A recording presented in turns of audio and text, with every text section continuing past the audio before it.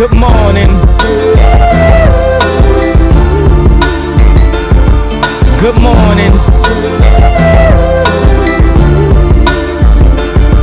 Good morning. Good morning.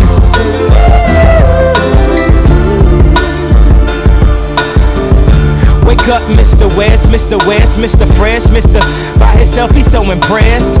I mean, damn, did you even see the test? You got D's, motherfucker D's, Rosie Perez, and yes, barely passed any and every class, looking at every ad. Lochalo, Chabana Mgara, Nefandun Zakasho, the Lavender FM, your only true African news station purposely made for youth empowerment. Rafara Rimo Baka Kanye West. Achir, good morning, and it's got Machoni Abu Danefa, Maraku Zaipi, and Inne Mobility Mwashi, Rolex the Vigorous, Katina, the coolest guy in town. Aonamungu, the coolest guy in town, the only TB, Aunehuni.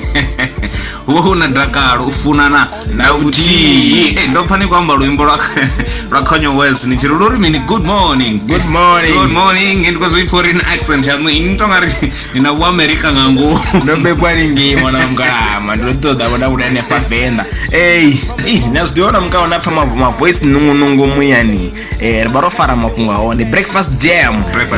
Yeah, Rofara Mafunga. Entertainment news. Katina Mafungo. Ashangonga Bupara. Zozo ibati komwadzitiye na coffee ndizvanda more vadova kupfama pangwa lefasi uri ukuiti amene lefasini ya ndizoni vanamukara zvino ishango nilashwa nepa Limpopo province ya Limpopo ukuita mafungo atongofadza nga manda ukufara kuti mufumakadzi wa 21 years oswike yaluwanga ndau mbiri anepela ka private game resort ine yangu ambwanga dzina side za Vilavila mufumakadzi wenu ukiwa bachishuma nepo odona nga machoni oliwanga edzo ndau zvino ba investigation abatu dibo roiti yamini marapedzi vari vadori ruta zvezvomono dibo roiti yamini richida futi kama fungo awenditsi padani dza Limpopo ukopfara upfi wona bike yava chikobva ka side dza Groblersdal iko ya Jen Fese nga madau changa macheroni ina banameli ba 8 yodosvike yathula traka lela leyi mabukati ya bada saizi lo chinyala harova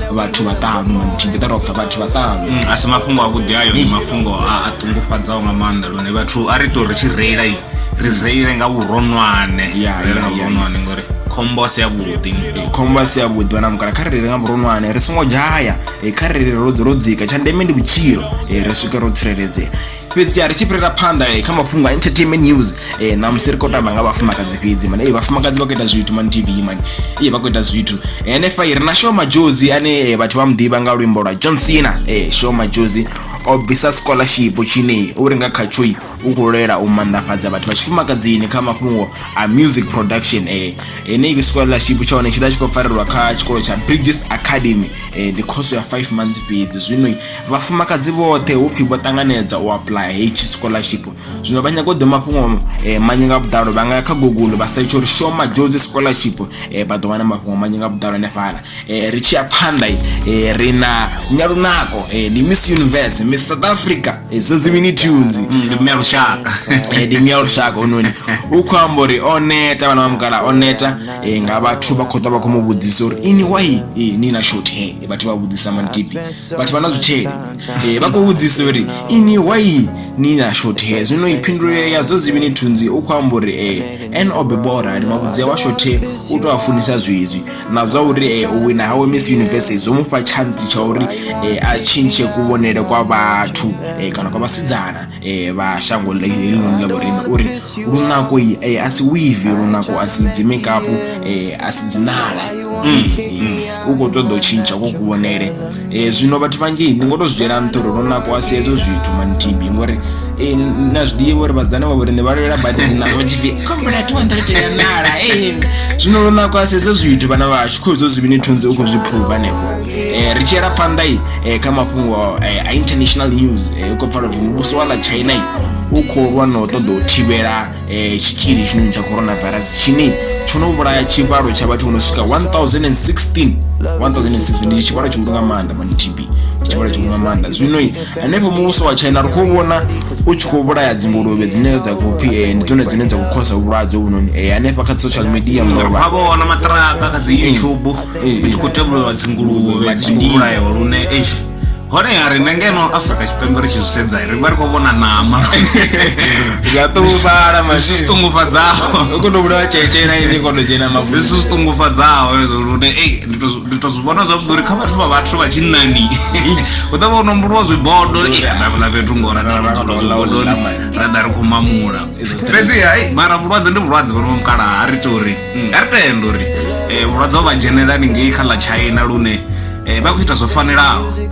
zwo fanelaho mafhungo ari mini po TB u hone musidzana washu ane vhori ndi maḓuvha ha fani mukwevho ane ndi khaladzi ashu ane una miṅwaha ya 17 u bva hanefhaḽa kha ḽa Makonde vha dzhena tshikolo hanefhaḽa kha Tshivhase secondary ndi vhaṅwe vha vhana vhane vho phasa zwavhuḓi nga maanḓa ndi dzi best performer kha Chinane circuit ndi vhaṅwe vha vhathu vhane vha vhana vhane vha wadiwa dzi laptop na mini vhane vha khou wela kha dzi top achiever dzashu dza ṅwaha hononi wo fhelaho lune o ḓo vhusiwa ene maḓuvha a fani mukwevho uri ene o zwi konisa hani u ḓiwana a tshi khou phasa zwavhuḓi ngo to rali mafhungo a amba ndi uri ene a tshi kha grade 12 hovha hu si tovha mafhungo a tou ṅwala fhedzi uri a ḓiwana o phasa fhedziha o vha na muḽoro wori nga ḽiṅwe ḽa maḓuvha a ḓiwana a khou phasa murole wa grade 12 wa vhufumi a ḓiwana a khou a phanḓa a tshi khou ya hune a vha uri ndi kha magudedzini a nṱha a pfunzo dza nṱha ane a vha uri ndi university hune zwa zwino ri khou wana uri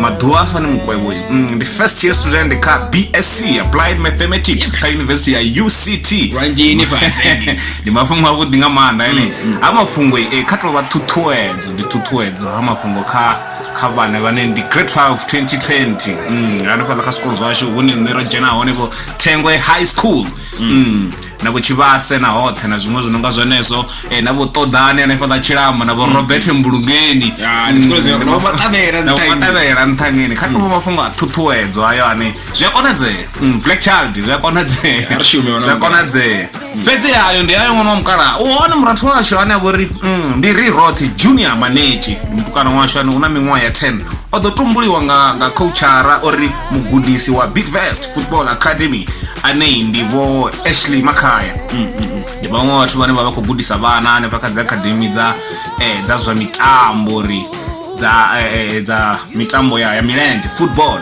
vhane vha khou ri vho tumbula mutukana ono na vho ri ndi ri roṱhe Junior Manetshi ane a vha uri o ḓo selectiwa kha competition ine ya vha i hone kana a ri u tatisane havho hone vha ri ni mini Hollywood Bet Master Cup ine yo farwa hafhaḽani Mavaleng Sports Ground hune vho pfuri vha ri hai ndi star tshineyi ndi upcoming star u ḓo bva tshithu u ḓo takuwa tshithu lune ndi zwavhuḓi hezwo ri khou ḓi vha vhona vha Mathoho vha khou ita mafhungo avhuḓi vha khou ri khou vha vhona hanefhaḽa dzi TV ni ndi ṱhuṱhuwedzo kha riṋe na lushaka nga u tou rali lune ri roṱhe hu khou sumbedza upfhi ndi zwiṅwe zwa zwi star zwine zwi khou ḓa zwi khou tevhela mutukana ane una miṅwaha ya 10 lune ndi mafhungo avhuḓi ayo lune nawo kha tou vha ṱhuṱhuwedzo kha vharathu vhashu uri nawe arali una zwiṅwe zwine vha zwi kona a vha ḓidzhenise khazwo zwi a konadzea fhedziha dzi khou bvala phungo Rolex uri hu na dziphungo dza mafhungo a si avhuḓi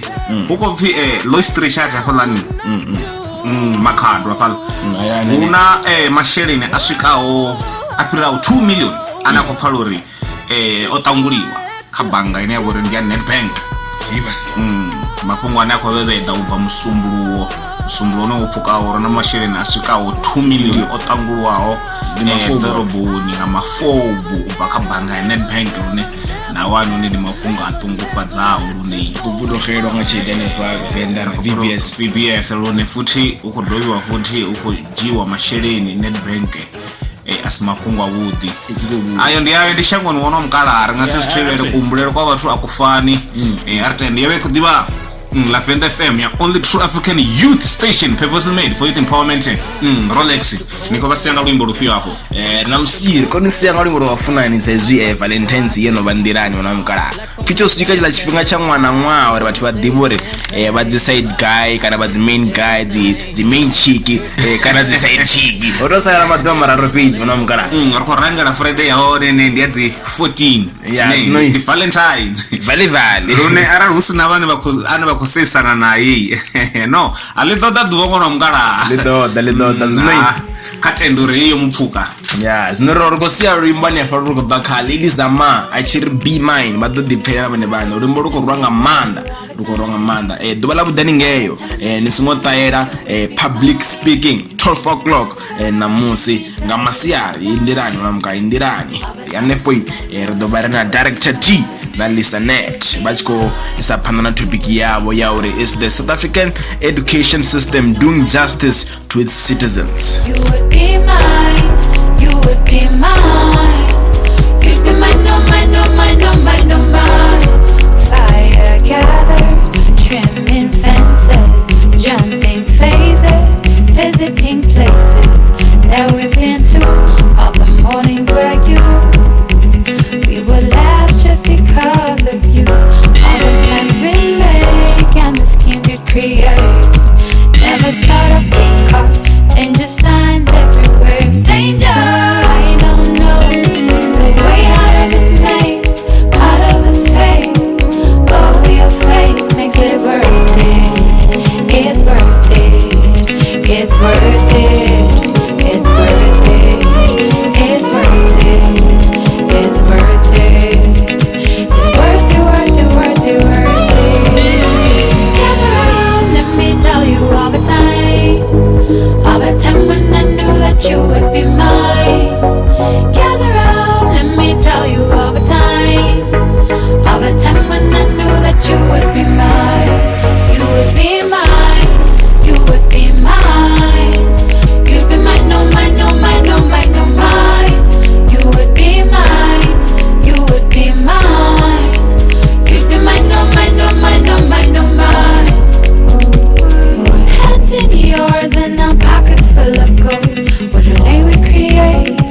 Skies full of pixels, hey. We lay in wait for the silence and mountains that we'd overcome. We'll do it somehow. It's how when you smile, how when we cry. We've been looking for a time where it all makes sense, all makes sense, all makes sense somehow. It's worth it, it's worth it, it's worth it, it's worth it, it's worth it, it's worth it, it's worth it, worth it, worth it, worth it.